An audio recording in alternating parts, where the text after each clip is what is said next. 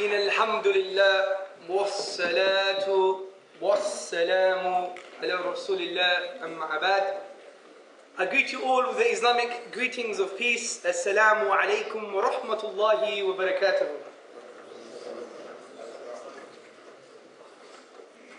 I feel quite humbled. I feel very humbled. First and foremost, I was invited by Manchester University ISOC to participate in today's debate on God, delusion or truth. I also would like to thank Guy Otten for his participation also, and most significantly and most importantly, the main participants, which are yourselves, the audience. But I feel even more humbled because of the Qur'an. The beautiful recitation of the Qur'an resonates in one's soul so deeply that it transcends any form of logical deduction, rational deduction, or any type of philosophy. This is the phenomena of the Qur'an. This is why I feel very humble. And the Qur'an does this to somebody, to the listener, to the sincere listener that doesn't have any emotional baggage or intellectual baggage or any assumptions, but allows his fitrah, his innate essence, to be free so he can engage with the Qur'an. One may argue, well, the Qur'an then doesn't engage with your intellectual capacities. Well, it does. The Qur'an, the book of the Muslims, that they believe is a book directly revealed by Allah subhanahu wa ta'ala, God exalted is He. This book seeks to impose itself on everyone in this room. Brother, sister and friend. This book seeks to impose itself. Yes, indeed. But this imposition is not a negative one. It is a positive one, because it seeks to tease and engage the emotional and intellectual capacities of the human being. It seeks to engage with the aqliyah, in Arabic meaning the intellect, the nafsiyah, in Arabic meaning your psychological disposition, your essence. So the Qur'an does this. And how does one seek to engage with one's emotional and intellectual capacities? Well, it does so by asking questions. أَوَلَمْ يَتَفَكَّرُوا فِي أَنفُسِهِمْ. Do they not reflect within themselves? And the Qur'an goes even further than this. It has a unique psycho-linguistic strategy, if you like. Every time it talks about the oneness of Allah, Tawheed, the oneness of God. Every time it talks about the orbits, the stars, the natural phenomena, it ends with the following strategy. For those who know, for those who use their minds, for those who reflect. كَذَلِكَ نُفَصِّلُ الْآيَاتِ لِقَوْمٍ يَتَفَكَّرُونَ. Thus do we explain our signs, our proofs, our evidences for those who reflect. Yatafakkarun here is very deep. It's not being a desert romantic and just staring at the stars and feeling the sand. It's deeper than this. It has connotations of the thing that you're reflecting upon. You must inquire about its implication. This is the effect of the Qur'an. This is the effect of its message. And in this light, we should proceed the debate. I'm going to be talking about two evidences that I believe substantiate the belief in the existence of God. My case today will show and hopefully prove that there are greater reasons to believe that a God exists rather than God does not exist. And these arguments are as follows. The first one is a reasoning argument. Some may call this argument the cosmological argument. The second argument, which I believe is even more fascinating, is the argument that the Qur'an is a miracle. You cannot find a naturalistic explanation to explain the authorship of the Qur'an, therefore there's only a supernatural explanation. And what I mean by the supernatural, the divine, is a transcendental being which most theists have a consensus on. But before I engage deeply into this discussion, I like to first and foremost deal with some emotional arguments. Because I believe if someone is a humanist, or if someone is an atheist, or if someone is an agnostic, it's because they are in denial of the divine. Not because they don't have evidence for the divine, they are in denial of the divine for the following emotional reasons. And we must transcend emotional hype and rhetoric and generalizations and sweeping statements.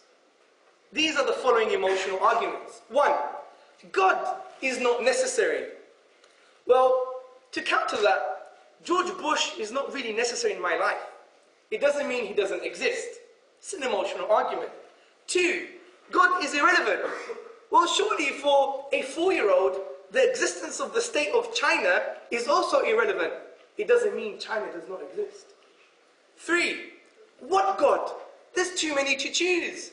Well, having plenty of choice doesn't negate the existence of God. I may do some investigation about who my great-great-great-great-great-great-grandfather was, and I'll end up in a village in Greece called Ravani, and I might have a choice of 4 really old guys who have similar names. It doesn't mean I never had a granddad, or great-great-great-great-granddad. 4. There is no physical evidence, therefore it doesn't exist. Well, I would argue, no one carries the philosophy of hardcore empiricism. Everything is real and truth just because you could analyze it, put it into a laboratory. This is hardcore empirical outlook to any form of investigation. Because empiricism, or requiring physical evidence for everything, is quite fallacious. Because you can never answer the following question. Do you have a great-great-great-great-great-great-great-grandmother? She has no grave. You can't assess if she's physically here. The only way to substantiate you had a great-great-great-great-great-grandmother is by rational evidence. Because you would not be here today if you never had a great-great-great-great and so on grandmother. 5. The problem of evil. God's supposed to be good, but there's too much evil in the world. God has the power to stop good, therefore God doesn't exist, or the good God doesn't exist. This is another fallacious argument because this is logically posterior to the existence of God. What this basically means is that God's existence has nothing to do with his character, his essence. The debate today if a God or a transcendental being that caused the universe exists. That's one argument. Now you have to believe that he exists, whether to assess if he's good or bad, and how we can assess that. So the problem of evil is logically posterior. It's after the existence of God, which has nothing to do with today's debate. And then someone may pose another argument, which is the 6th argument, evolution. Well, evolution doesn't even have its foot in the door. We're talking about the cause of the whole universe, rather than the very macrocosm, if you like, from a philosophical perspective, of the development of different species. So hopefully we've brushed those emotional and fallacious arguments aside. Now to my main argument, the reason argument or the cosmological argument. We have all asked where we are from, what we are doing here, and why we are here. We also have asked, and typically many philosophers from day one have asked, why does something exist instead of nothing? Well, typically the atheist outlook is as follows. 1. The universe is just eternal and uncaused, or the universe is caused, but it's caused by something mechanical, or a pre-existing set of conditions. And I'm going to attempt to show how that there is a soul, cause, with a personality that created the universe. Now, let's take the eternal argument. If the universe was eternal, had no beginning, has no end, is just eternal, timeless, then surely this means that our past is also eternal. Our past is infinite. But I would pose the question, can infinite actually exist in the real world? Well, let's take David Hilbert, the famous mathematician. What did he have to say about the infinite into the real world? He says, the infinite is nowhere to be found in reality. It neither exists in nature, nor provides a legitimate basis for rational thought. The role that remains of the infinite to play is solely that of an idea. Even the famous philosopher Immanuel Kant, he said, it thus follows that it is impossible for an infinite world series to have passed away. So I would argue, if the universe was eternal, then surely we must have an infinite past. But infinity cannot exist in the real world. So we must have a cause. Let me give you an example. I call it the Manchester University Library example. Say we're in Manchester University and we wanted to borrow the book called the Qur'an, the book of the Muslims. If there were 4 people in front of you, you have to wait 4 people on. If there were 400 people in front of you, you would have to wait 400 people on. But what if there was an infinite or forever amount of people in front of you? Would you ever get the book? No. Similarly, we cannot have an infinite set of past events. Therefore, rational necessity dictates there must have been a cause for the universe. That's one point. There is a cause. Secondly, what is the nature of this cause? Now, I would argue that the nature of this cause must be timeless. As Stephen Hawking said, almost everyone now believes that the universe and time itself had a beginning. Also, this cause must be uncaused, because we've already established that if there's an infinite amount of causes, we will never have the effect today. Thirdly, this cause must be immaterial, which means beyond creation, because rational necessity dictates that this being created matter and creation as we know it. And most importantly, which is a response and a refutation of some of the atheists who claim there is a cause but it's mechanical, most importantly, this cause must have a will. Must will things to come into play or come into existence, which indicates a personality. The way we understand that things have a personality, if things generally have a will. And I would argue this cause has a will, indicating it's a personal agent. Because how could a timeless being bring into an effect that is finite? Because if it was just mechanical or a pre-existing set of conditions, the cause could not exist without the effect. But we've already established that the effect here is finite and the cause is timeless. So it must have willed the effect to come into play. For example, if you had 100 degrees for eternity past, there'll be boiling water also for eternity past. A pre-existing condition cannot exist without its effect if it's just a pre-existing condition or something mechanical. Therefore, it must have a will. Now, I would argue this is also supported by astrophysical evidence. Everyone has heard of the Big Bang. For example, according to the 4 prominent scientists, J. Richard, James Gunn, David Schramm, and Beatrice Tinley, described the event of the Big Bang as follows. The universe began to exist from a state of infinite density, and time were created in that event, and so was all the matter in the universe. But in scientific language, infinite density, in normal layman terms, actually means nothing. For example, Cambridge astronomer Fred Hoyle, he states that the universe, at a point in time, shrunk down to nothing at all. So the Big Bang model requires us to believe that the universe was created out of nothing.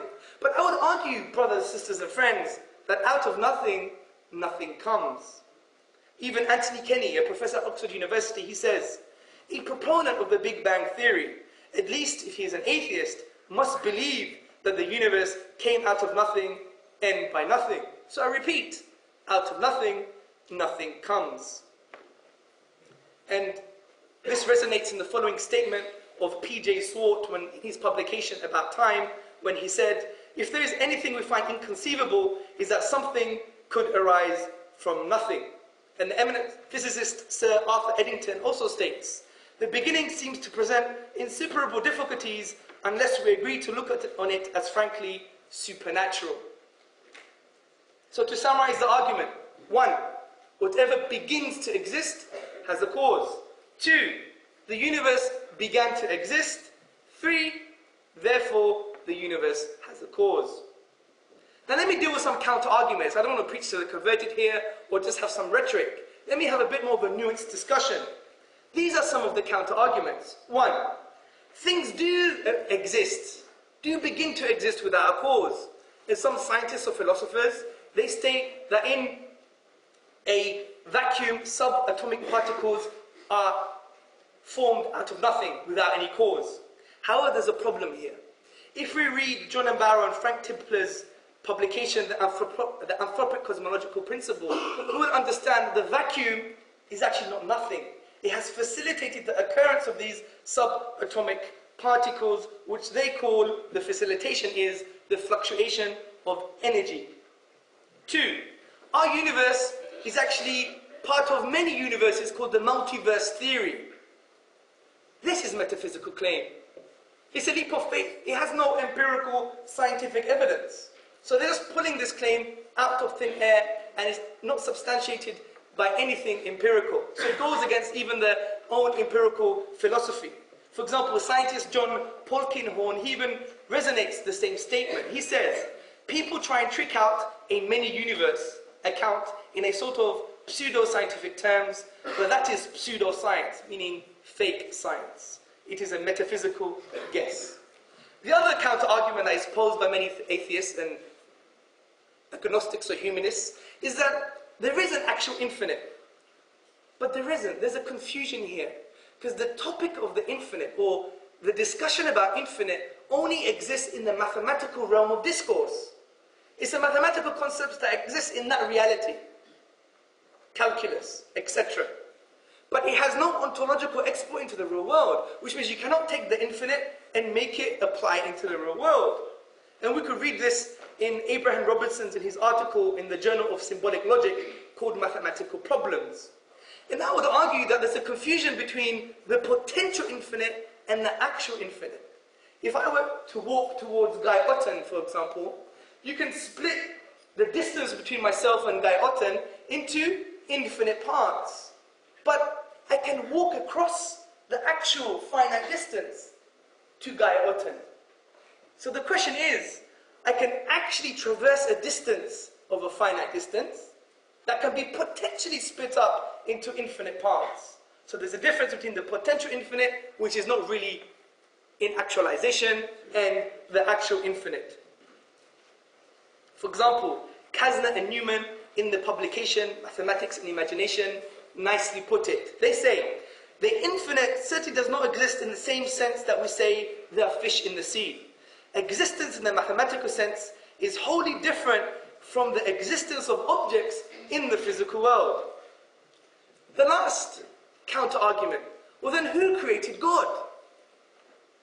Well, they haven't been listening to my argument. Firstly, the argument is about not that all things exist have a cause, but all things that begin to exist have a cause. Secondly, philosophically, the best explanation doesn't require an explanation.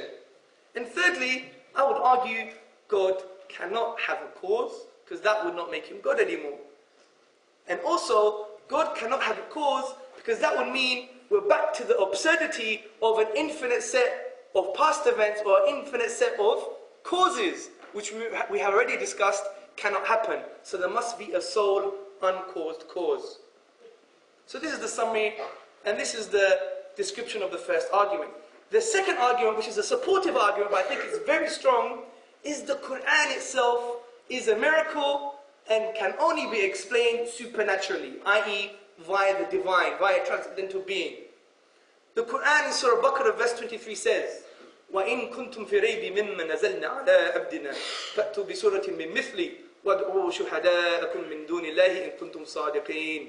And if you are in doubt, talking to the whole of humanity here, if you are in doubt about that which we have sent to our servant, referring to the Prophet Muhammad sallallahu alayhi wa sallam, peace and blessings be upon him, then bring one chapter like it, which is 3 lines long, and call on your witnesses and supporters and helpers besides God, besides Allah, if you are truthful.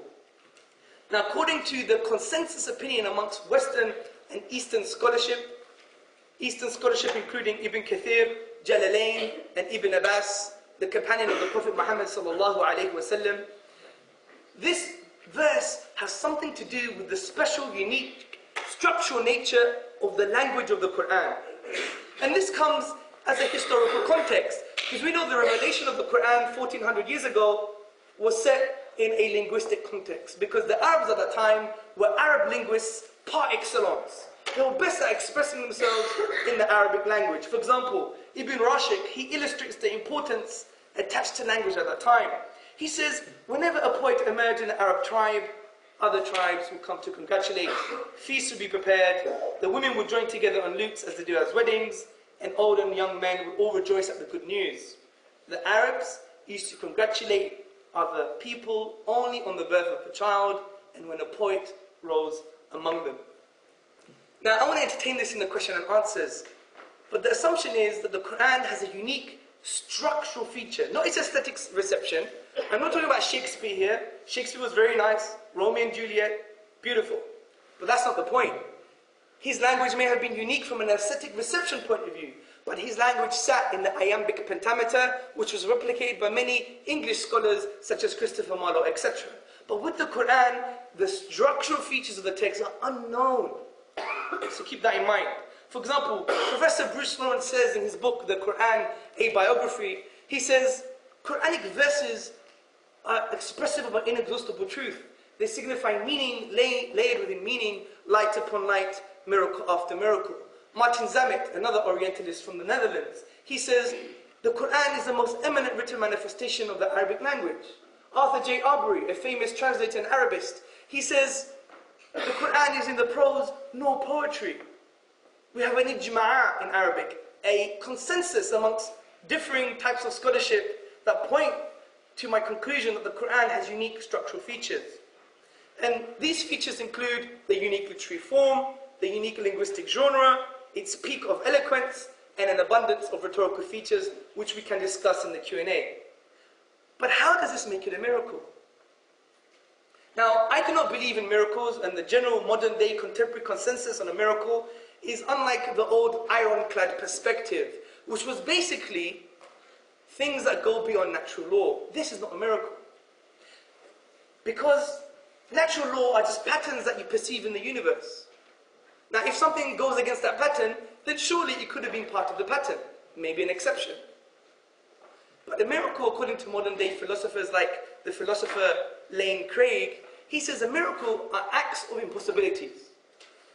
And he puts in the following words: events that lie outside the productive capacity of nature. Let me use the Qur'an to show that the Qur'an is a miracle, according to this description. We have the Qur'an as an event. Its uniqueness is related to language. The nature of this event is the Arabic language. When we go to the Arabic language and we exhaust all possibilities to try and emulate the structural features of the Qur'an, when we exhaust, keep this in mind, exhaust all the possibilities of the finite, not infinite, finite words, 28 letters, the grammatical rules, we cannot emulate the structural features of the Qur'an. But it's still related to this nature. So what the Qur'an does, it descopes the Arabic language. And there's no naturalistic explanation to explain the Qur'an, because when we go to the nature of the event, which is the unique language, and we exhaust all the possibilities, we can't still create Qur'an. So the Qur'an is an event that lies outside the productive capacity of the nature of the Arabic language. It's equivalent of me getting this bottle, plastic bottle, H2O, which is water for those scientifically illiterate among you, and you close it, you give it a good shake, and then you create Gaioten.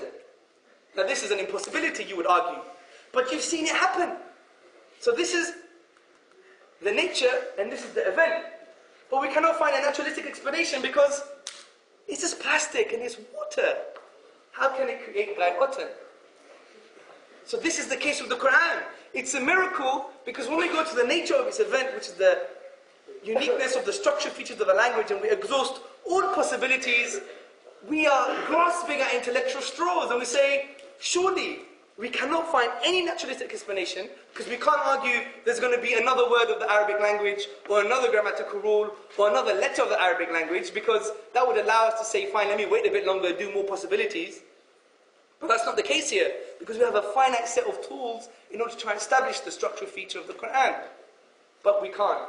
So logically it follows that the Qur'an is a miracle. If the Qur'an is a miracle, it's done by a supernatural entity, and that is best described as a transcendental being, which we call God, and Muslims call Allah subhanahu wa ta'ala. Let me conclude this part. This is supported by Western scholarship. The highly acclaimed professor and Arabist Hamilton Gibb, he states, the Meccans still demanded of him a miracle, and with remarkable boldness and self-confidence, Muhammad appealed as a supreme confirmation of his mission to the Qur'an itself. Like all Arabs, they were connoisseurs of the language and rhetoric. Well, then if the Qur'an was his own composition, other men can rival it. Let them produce 10 verses like it, and if they could not, and he says, and it is obvious that they could not, then let them accept the Qur'an as an outstanding evidential miracle. Paul Casanova, in April 1909 at the College of France, he states, whenever Muhammad was asked a miracle as a proof of the authenticity of his mission, he quoted the composition of the Qur'an as its incomparable excellence as proof of its divine origin. The Reverend R. Bosworth Smith, he concludes in his book, Muhammadanism, that the Qur'an is a miracle of purity of style, of wisdom and of truth. It is one miracle claimed by Muhammad, his standing miracle, and a miracle indeed it is. Now, my arguments today that I am posing as a cogent case for the existence of a God, to show that there are greater reasons to believe in the divine, I believe can only be refuted if Mr. Otten addresses my premises. I don't want an emotional argument about who God is and why He's evil. Let's have the discussion when we believe that He exists. Let's have a frank discussion. There's no more time for statements of Christopher Hitchens and Mr. Richard Dawkins, which amongst the academic communities they're seen as pseudo-intellectual, which I'm Greek, and pseudo means fake intellectuals. For example, Dawkins states, if people think God is interesting, then the onus is on them to show that there is anything there to talk about. Otherwise, they should just shut up about it. This is high arrogance. Christopher Hitchens, when he's commenting on people claiming that God exists, he says, what can be asserted without proof can be dismissed without proof. So it's time to transcend this type of egoism and arrogance and have a nuanced discussion. And Guy Otten must address my premises, which are as follows. 1. He will have to show that there can be an infinite set of past events, i.e., infinity is a reality and has a basis in the real world. 2. He must show that things which begin to exist have no cause, using evidence. 3. The Qur'an can be imitated. 4. And the language of the Qur'an can be explained naturalistically. I wish him the best of luck. And as the Americans say, Godspeed. I'd like to end that anything I've said that's offensive, wrong, and inaccurate has come from my nafs, which in the Arabic language means your ego. And anything I've said is good, unquestionably indeed, has come from God Himself, Allah subhanahu wa ta'ala. I'll have to end, Alhamdulillahi Rabbil Alameen. Unquestionably, indeed, all praise is due to God, Allah subhanahu wa ta'ala. Exalted is He. Jazakallah here. Thank you very much for listening.